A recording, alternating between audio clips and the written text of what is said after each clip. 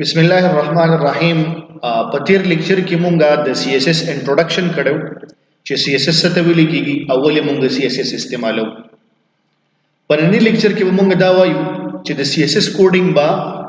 په کومه طریقه باندې مونږ لیکو، یعنی په څو طریقو باندې مونږ کولای شو چې سی اس اس کوډ لیکو او سره کوم ته ولیکو. نو د سی اس اس د کوډ د لیکلو مونږ سره درې طریقې دي. یو ته ویل کیږي انلاین سی اس اس، دویم ته ویل کیږي انټرنل سی اس اس او دریم ته ویل کیږي ایکسټرنل سی اس اس. یعنی په دغه درې طریقو باندې مونږ کولای شو چې د سی اس اس کوډ ولیکو. خلو کې څنګه نو دا غي د پر مونږ سره اول به مونږه سلیکټر لیکو، بیا به مونږه دغه بریکټ سٹارټ کو، بریکټ به کلوز کو، دلته به مونږه پراپرټي یاد کو ورته او دلته به د پراپرټي مونږ ویلیو لیکو. اوس دا یو ځل دلته ایکسپلین کوم پریکټیکل کې چې سلیکټر څه ته وایي، پراپرټي نیم څه ته ویل کیږي، ویلیو څه ته ویل کیږي، اول انلاین سی اس اس څنګه اپلای کیږي، انټرنل سی اس اس څنګه اپلای کیږي او ایکسټرنل سی اس اس څنګه اپلای کیږي. دا غي د پر ځل تر لمه وی اس کوډ می ګولاو کولته یو فایل تیار راغسته الریډي index.html. نو اول بس راشم د انلاین طریقې ته چې دا انلاین طریقه دا کوم ویلو چې موږ سره درې طریقې دي. نو اولنۍ کومه طریقه د موږ سره انلاین. نو اول به انلاین تراشم. نارمل زل ترالم یو h1 واغسته اول ته مې ولیک چې اور کالج دا مې سیو ک او دا غي نرسته یو پیراګراف مې واغسته او دې کې مې دومره لیکلو کړل کنټرول اس سره مې دام سیو ک.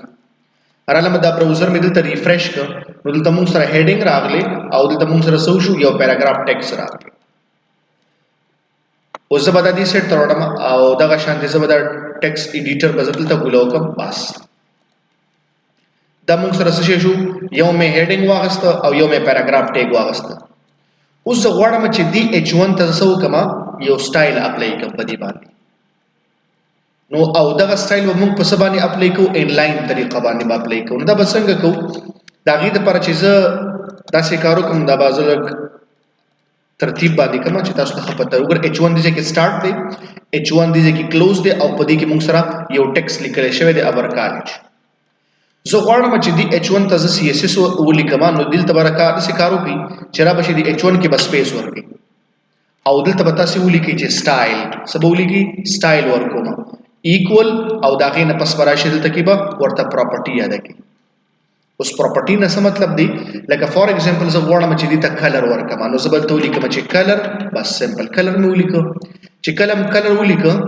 کلر به ولیکي، بیا به دا کولن ورکي او بیا اخر کې سیمی کولن داس باور کی او دلته به اوس د کلر نوم ولیکي. فور ایگزامپل ما ولیکه ریډ بس او دا مې کنټرول اس سره سیو کړ. نو ما ورته سویل دا h1 ته بسو کې سټایل باور کی حکم یو سټایل. نو ما ورته چې کلر ورکا حکم کلر ریډ کلر ورکا. بس دا مې سیو کړ او تراشه دا ریفریش کا چې څنګه ریفریش کړل ته وګوره د دې کلر اتوماتیک شو چینج. که خیلم کړو د موږ په فونټ په ټیګ په تر باندې کوم اوس ډیر په اسانه سره دلته موږ ورک. زه غواړم چې دلته پیراګراف لدا سټایل ورکوم. دلته سکارو کوم دلته امراشم اینډ ان سیو دی پیراګراف ته انلاین سی اس اس اپلای کوم. نو دلته براشه دی پی کې به ودرېږي اور به کې سټایل اور دلته ورته چې بیک گراوند کلر او زه دې کوم ځای کې ځلې کوم چې دا سیو کلر مو دا ساين کا سیو اینڈ ریفریش. دا ور دی بیک گراوند کلر واغست او د دې موږ سره ټیکس کلر چینج. نو دې ته ویل کېږي انلاین سی اس اس. اوس دې باندې ځان مو کوی کوشش دا بیک گراوند کلر به څنګه یوز کوو یا دا کلر به څنګه یوز کوو. دا مې اسه एग्जांपल د بار دل درک خدایات کې چې دې تاسو کوم یو سټایل ویل کېږي دې ته انلاین سی اس اس.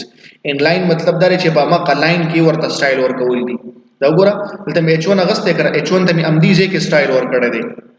او دلته مې پی ټیګ اغسته دی، پی ته مې امدا غزي کې سټایل ورکړی. نو ځکه دې ته ویل کېږي انلاین سټایل ورته ویل کېږي. واپس پس دا لري کوم نارمل بکټ کما لازم دی دویم एग्जांपल ته. نو انلاین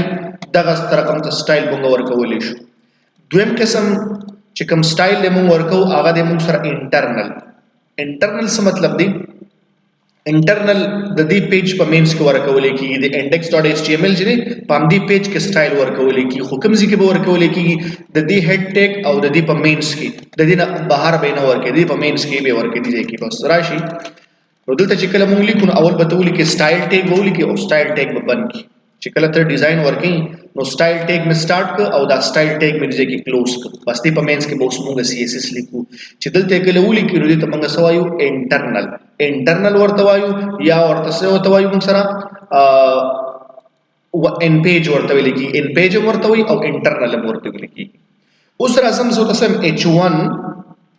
لا سټایل ورکا نو مدل تاول لیک h1 او به مې دا بریکټ سٹارټ کو بریکټ می کلوز ک نو دلته وګورئ دی h1 دی چې ماولی ک به مې بریکټ سٹارټ ک بریکټ می کلوز کو نو دا h1 زمونږ څه شو زمونږ سلیکټر شو. دلته زمونږ سلیکټر کم یو شو دا h1 زمونږ سلیکټر شو. بیا د اغینه ورستا زما سره څه پکار دی پراپرټی نیم پکار دی. پراپرټی نیم مطلب څه شی دی چې دا h1 خو صحیح ده h1 سره څه وکم نو زه ورته هم څه کار وکړ کلر یې بدل کا کلر دا مې ورته واغست. اوس خبردار چې دا خو پراپرټی شو لري یعنی دا h1 زمونږ سلیکټر شو یعنی سلیکټم کو بیا مې ورته چې دی لک کلر چینج کا حکم یو کلر ول ورکم بلو کلر ول ورکا دا سیو کا او راشه دا پیج ریفریش کا نو تو ګر بلو کلر یې واغست مقصد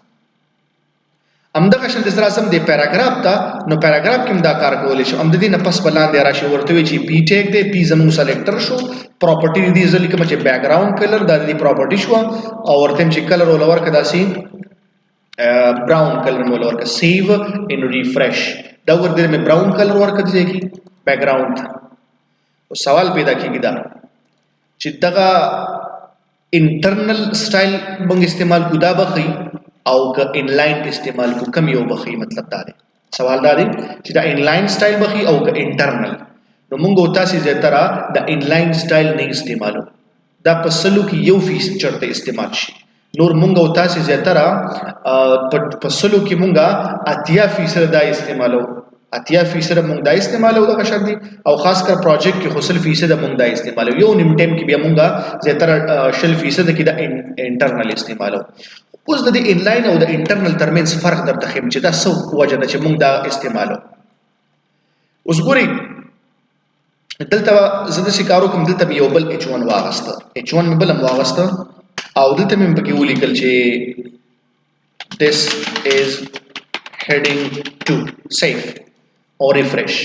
دلته مې سوري ک this is heading 2 ان دا زموږ دویم نمبر heading دی. اوس خبردار چې ما ورته دا یو یاد کړو چې دی له کلر ورکا او دې څو کړه دلیم کلر ورکا او دلیم کلر ورکا داسې نو د سې دومره یاد کې چې دا انټرنل سټایل مونږ هغه وخت کې استعمالو چې تاسو پته ولګيږي چې په کوم ځای کې چې په دې پیج کې چې څومره h1 دی بس دا غلا کلر ورکا نو مونږ دا شانتي کا طریقه کار کوو صرف ام دی پیج کې بس همدغه شان دي څومره پیراګراف چې دې زما په دې پیج کې دی له بیک گراوند براون ورکه چې څومره ځخله مزګور تر ازم یو بل پیراګراف علما او دې کې هم دومره لیکلو کوم دا مې سیو کوم او وراله مې ریفریش مې کدا سي کی او انټر یا انلاین چې کوم دی هغه به صرف کدی له ورکم دی لا د نور له بینه ورکول کی لکه فار ایگزامپل دا زړه ډالر کما او دل تراغله سیمپل ور ریفریش دل تراغله مدته مور د سویل چې سټایل او کلر ورکا او کوم یو کلر ورکا green color ورکا save and refresh وګورئ یوازې ام دی green color واغسته دا مې هډینګ دی خدای نه اخلي وجه څه ده ځکه دا سټایل یوازې ما په دی h1 باندې اپلای کړی دی نو کچره ته غواړئ چې زما په دی ویب سټ کې چې څومره h1 دی د دې ټول کلر دی green شي نو به دا طریقه نه استعمالې نو به کومه طریقه استعمالې به بدل طرح سټایل ولیکي او دلته ورته وي چې h1 او دلته ورته چې کلر green and then save او راشه دا ریفریش کار اوس وګوره دوه کلر نو واغسته نو دا وخت کې موږ شی استعمالو دا طریقه استعمال بل طریقه موږ سره دا ایکسټرنل طریقه چې دا ډیره یو موږ او تاسو څومره پروجیکټ جوړو نو هغه کې موږ دا ایکسټرنل استعمالو ایکسټرنل مطلب دا چې کوډ موږ دلته نه لیکو د کوډ لپاره موږ جدا فایل اخلو دا به سکرین بزل غټ کما تاسو ته پته ولګي اوس وګور دلته موږ کوډینګ نه کوو د CSS کوډ موږ دلته نه لیکو دا بزل لري کما دا کوډ موږ چرته لیکو د دې لپاره موږ جدا فایل اخلو ام دې فولډر کې زو درې دلته راغلم دلته می یو نیو فایل واغست او مې لیکي چې style.css که خیلم کړه موږ مخکې .html استعمالو اوس بدل څه استعمالو .css به لیکو څنګه د CSS کوډینګ نه کنه بس دا شو موږ سره نیو فایل واغست نو په دې کې موږ د CSS کوډینګ وکاو او دلته زموږ د HTML کوډینګ بدل ته پروت اوس ورته سره زما په دې پیج کې چې څومره h1 دي h1 چې څومره هیډینګز دي د دې بیک گراوند کلر دا موږ سره څه داسې یو کلر وته اساین کا سیف کا ان دا یو کلر دی زما په دې پیج کې چې څومره بیک گراوند h1 دي دا د ټول لسه کلر ورکا داسې کلر ورکا دا مې سیف کو او راغلم دا مې ریفریش کړ ګوره چې څنګه زه ریفریش کما نو سمون شو کلر یې وانه غستو کلر یې ولې وانه غستو ځکه کوډینګ خو ما کمپلیټ وکړو خو اوس به دا فایل راخلی دا style.css دا به دې سره لینک کې چې کله لینک دی نو بس دا به الکار بل خبر په دې ایکسټرنل کې فائدہ څه شي دا فائدہ دا ده چې دلته یو ځل کوډینګ وکا چې h1 لازم دا کلر ورکا مثال فور ایگزامپل ما دا کلر ورکا او زما لس پیجونه مې نور اغستل او ټولو کې زه غواړم چې دا h1 لامدا کلر واخلي نو صرف امدا فایل راواخله هر یو سره لینک اوس د لینک ته جوړولو طریقه ته چې لینک بسنګ لیکو نو سمپل وبلی کې لینک ولي که اولان دلته راشي سې لیکل دي CSS دلته کې تاسو ټیپ بٹن وهي داسې او یا کده څه نه کوي کنه یا تاسو په کمپیوټر کې داسې نه کیدی یا بل کې ایډیټر نو سمپل ته بولی کې چې لینک برکټ به تو بس کلوز به د لینک سپیس ورکې REL بولی کې ان ریلیشن داغه نه وروسته چې کله REL دی ولي کې ان ریلیشن جوړو ما چا سره جوړوي سټایل شیټ نه مطلب ز CSS سره لینک جوړو ما داغه نه وروسته بولی کې HREF نو ماته وي صحیح ده د CSS سره خو لینک جوړې نو می څه دی دا فایل کوم ګورو موږ هغه فایل سپونو باندې جوړ کړو دلته کې ګوره style.css نو دلته بولی کې چې style.css نو دې د ضرورت نشته بس دا کده د لینک کولو طریقه و نه په خپل لیکي او پر اوستور طریقه مې تم شارټ کټ خو درنو دا زموږ سره دی لینک شو دا مې څنګه ز سیو کما اوس راشم دغه براوزر ته رن کا چې څنګه رن کې اتوماتیک د دې کلر د تاسو ګوري ګور رن وګور اتوماتیک بیک گراوند کلر واغست وجه څه دا چې دلته ورته ما ویلي چې بیک گراوند کلر داسې کا زه دوه پراپرټی اپلای کولای شم زه هم د لیکلو د ټیکس کلر چې کوم دا ریډ کړی ځکه یا براون فور ایگزامپل ریډ کا نو دا مې سیو بیک گراوند کلر دی دا وی د h1 او د ټیکس کلر د ریډ وی دا به زه سیو کما او راشه دې کې دا ریفریش کا وګور اتوماتیک نو بیک گراوند کلر یو شو او د ټیکس کلر بل شو نو مونږه زیاتره که چرته بل فایل واخلم هغه کې مطلب که زما دا پکار شو کنه ضرورت بني صرف دومره لیکل وکوم بس دا لیکل وکا بس دا به استعمالو نو دا موږ سره څه شي نن لیکچر چې په کومه طریقه باندې مونږ کولای شو چې د CSS کوډینګ ولیکو نو په درې طریقو باندې مونږ کولای شو انلاین انټرنل ایکسټرنل دا چې تاسو روسه څومره پریکټیس کوئ چې تاسو په خپل آشنا شئ نو دا ډیر اسانه سره زده کیږي بیا صحیح ده نو تاسو به دا انټرنل او ایکسټرنل باندې ډیر پریکټیس وکړئ چې دا ځان سره یاد کړئ